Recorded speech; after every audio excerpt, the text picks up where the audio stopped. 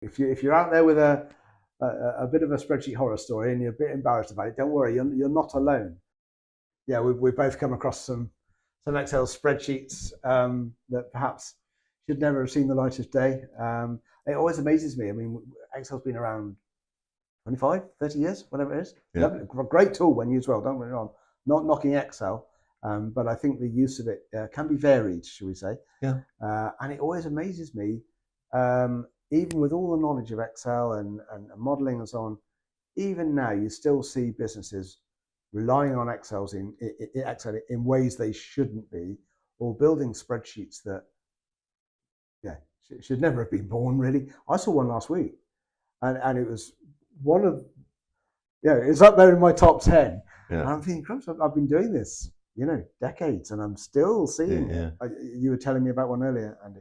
Yeah. I mean, I've seen so many times people type in a list of numbers and then go on the calculator, work out the total, and type in the total. And that staggers me sometimes. And then somebody will come along and say, you can import all that data and it'll add up automatically.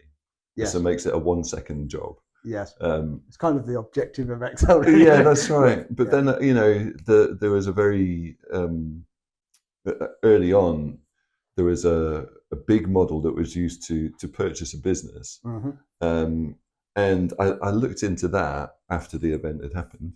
And there were typed in numbers all over the place where there should have been assumption-driven numbers. Yes. And it's the way it's portrayed. It's portrayed as a model that's based on assumptions because there's an assumptions page.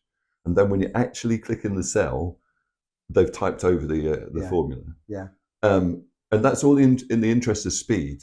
Because when they first did the model, it all hung together. Yeah. And then they needed to change something.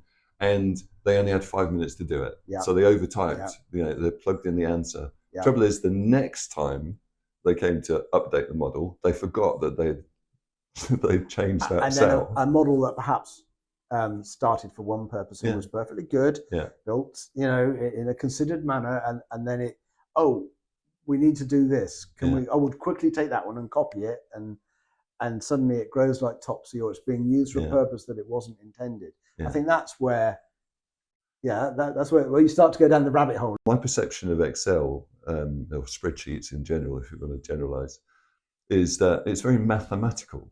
Yes. It's all, you have to understand formulas and algebra. And a logical mind, a structured mind, or not quite a programming mind, but it gets there sometimes.